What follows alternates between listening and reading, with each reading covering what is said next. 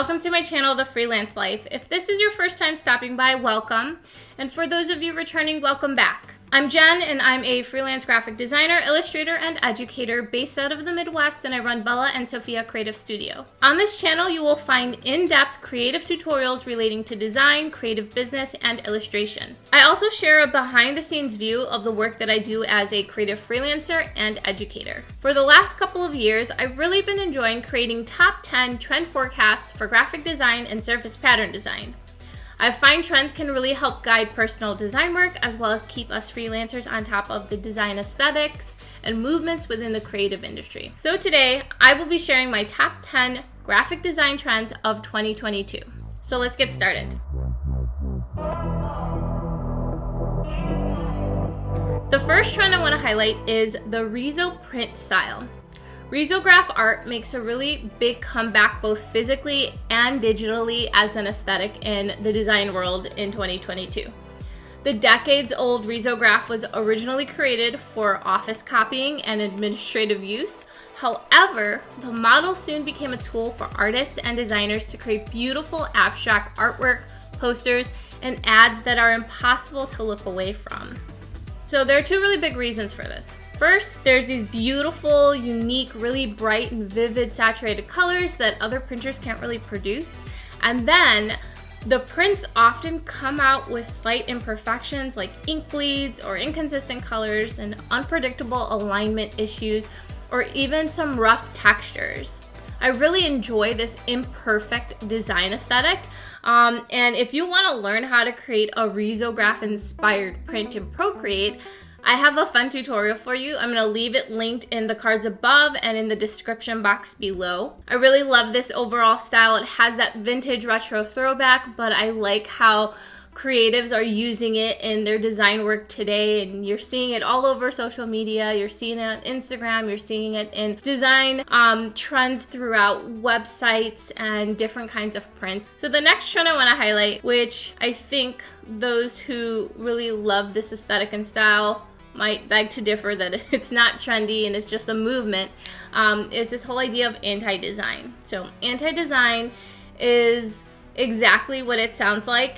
It throws traditional design principles and conventional aesthetic tastes of like beauty and what we consider nice to look at out the window. Basically, it's challenging us with things like asymmetry, clashing colors, bare interfaces, crowded elements, and stark typography. Some of the younger graphic design kind of YouTubers that I see that are growing and blowing up really big kind of really take on this whole concept of anti-design and are really pushing it within their design aesthetic. And I think it's a really interesting way to go about pushing that whole counterculture vibe. So everything basically that your teachers like me in design school taught you is passé. I always tell my students personally that rules, you learn them so that you can break them in a really interesting and strong way. And anti-design is urging you to break the rules. So while we see it most commonly in the digital sphere, its very anti-establishment spirit of rebellion is being applied to all kinds of design contexts. There are staunch critics against it, and their most conservative critics think the style is really just ugly for the sake of being ugly. But those who really want to push the movement forward, they're essentially creating designs that are liberated from what we consider traditional beauty standards. It's design that basically doesn't follow standard design principles. It has colors that clash, type that's illegible, and it really urges its viewer to think outside of the traditional graphic design box. And I love that. I love the anti-establishment feel of it. And I love that the youth is pushing the more traditional kind of gatekeeping established graphic design industry to the wayside, and they're paving their own path. So power to you guys. I'm supportive. I love it. I think it's a fun approach, and I think we're gonna see a lot more of it in 2022. The next trend I want to highlight is the escapism style. So escape has been something many of us creatives have really wanted during this pandemic, or some of us maybe not, because we don't mind being at home if you're reclusive like myself. But the past couple of years, we've witnessed designers escaping stay-at-home orders through art and their imagination. So the goal of this style is not to just get away, but to kind of like let our imagination wander and run free. With this trend, we see deep and unexpected colors, really robust and dense settings, whimsical feeling characters and whimsical designs. And basically, it's almost as if you want the viewer to kind of have like an adventure as they look through the work that you've created. The next trend that I want to highlight is paper cutout. So traditional art continues to make its way into digital format with the paper cutout trend. I see more and more classes on places like Skillshare popping up with this. I'll link a few below that I really enjoyed, and you're seeing people create paper cutout using, you know, all kinds of different design software from Procreate to Adobe products and the like. And basically, the craft of paper cutout has its roots in the Han Dynasty in the 4th century AD after the invention of paper by Kai Lun. And throughout the years, we see it kind of reemerge. 2022 is one of those years. Throughout history, we can find paper cutting in so many different cultures, and I love the collage styles of paper cutout that I'm seeing, along with the layering effects that are often created with this trend. You can take this traditional physical craft and recreate it digitally with the use of overlays and shadow effects and textures, and it has a really fun and youthful vibe to it. The next trend I want to highlight is holographic design. So holo stickers have been all the rage for the last couple of years, and I'm not surprised to see more and more holographic design within the creative industry. So from it being trendy in things like stationery, product design, and even fashion in bags and shoes, the idea of playing with different like diffractions of light has become really, really popular. Designers, though, have found a really fun way to recreate the effect and look with texture, gradients, and photo filter effects within design software. The next trend I want to highlight is psychedelic. So it looks like the funky, twisted, distorted aesthetics of the 1960s are making a comeback. I mentioned this in my surface pattern design trends rundown for 2022, and I see it not just in surface pattern design, but in the design world in general. It might have been sparked by the ever-growing commentary on things like microdosing that we've been hearing about and psilocybin's effect on mental health, or just the fact that this overall style has always been a marker for counterculture. But these visuals definitely are popping up in all kinds of design usage. From posters to Instagram to funky filters and digital media and beyond, this overall style includes mind-bending colors and dripping organic shapes, and I see it definitely gaining an edge in 2022. The next trend I want to highlight is this 90s Y2K Love. This is another trend that I mentioned in my surface pattern design trend rundown, and I'll make sure to leave that linked below and in the cards above.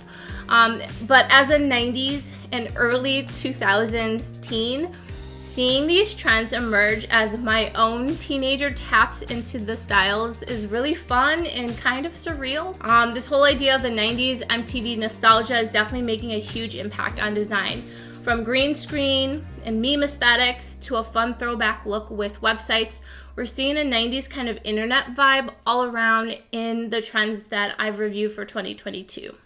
I'm noticing this very much so in things like TikTok filters and lo-fi DIY concepts and communication style, but it's also really present in fashion with graphic tees and this whole kind of like general grunge-inspired aesthetic with some looks that I see my kid wear. Low-tech CGI, bubblegum pinks, blues, and iridescent colors that are very reminiscent of like the backs of CDs. And this very much reminds me of my Hit Me Baby One More Time single that I got when Britney Spears released it. I really think it's fun and an interesting approach, and I'm enjoying seeing my kid kind of put her spin on things. But it's also interesting to see it not just from that perspective, but just also seeing it within the design world. The next trend I want to highlight is fun and vibrant type. So type is very much going to be taking center stage in 2022. More and more designers are tapping into exaggerated letter forms and playing with contrast between organic lines and really geometric angular shapes. You'll likely see this in any work that deals with type, like posters, book layout, and even motion designs for things like ads and television and movies and websites. Title sequences have made a really fun impact in places like Netflix. I think back to when Stranger Things first premiered and how text was used, to the more recent Squid Games. Text and type in general is kind of like a hallmark identifier for brands and shows and even designers. You can see who made what by just looking at how they're utilizing their type, and I think that's a really interesting approach to typography in general. If you like type and you want to learn more about how to like maybe create your own typeface, I have a fun class over on Skillshare. I'm going to leave that linked in the description box as well. The next design trend I want to highlight is the Ukiyo-e design aesthetic. More and more designers are looking to kind of like reimagine and revamp the whole kind of like flat vector artwork that we often see utilized in digital design standards nowadays. And a really great take on this is found in inspiration from the past. So in 2022, we're seeing designers take their inspiration from historical design movements and art pioneers. So in this case specifically, the Ukiyo-e artists of Japan's Edo period. I absolutely love this style, and I had the opportunity to see some of this artwork in person, and it's just so beautiful. I saw it at an art exhibit at the Art Institute Chicago, painting the floating world Ukiyo-e masterpieces from the Weston collection. There was a series of paintings which were one-of-a-kind works commissioned by the same artists who were well known for their wood block prints back during this time. And basically, these prints offered an exclusive view of the urban amusements and life of early modern Japan. So over a period of 300 years, Ukiyo-e artists designed and reproduced everything from landscapes to local celebrities to mythic scenes in these really beautiful, stylized, flat illustrations. And though they mostly showcased everyday scenes, when they created facial expressions and human poses, they did so in these organic but really exaggerated styles, but with this beautiful fluidity. The next trend I want to highlight is Doodle Fun. So I love the more recent take on doodle art forms being added to design work, websites, and even as overlays on photography that are being used in things like campaigns over the last couple of years. And I have a feeling we're likely going to see this even more in 2022.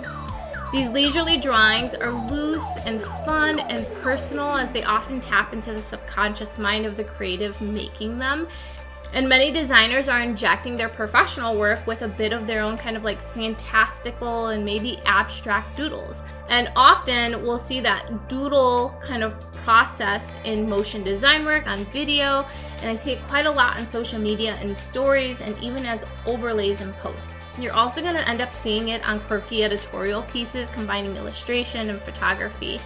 Mimi Chow has a fantastic course on Skillshare that walks you through the process of adding your own doodles to your own photography, and I'll make sure to link that in the description box below if you want to try your hand at this kind of style. And that is it for my rundown of my top 10 graphic design trends. I hope you found these top 10 graphic design trends for 2022 helpful. If there is a trend that you think should also be mentioned, leave it in the comments below. Let me know why you like it and how you think it will be applied or used throughout this year. Thank you so much for stopping by today, and if you're not already, make sure you subscribe to my channel so you can stay up to date on my latest tutorials, course launches, and of course vlogs. If you're looking for other ways to connect with me, you can find me online at www.bellasophiacreative.com. Thanks again for watching and for your support. I'll see you in the next one. Bye!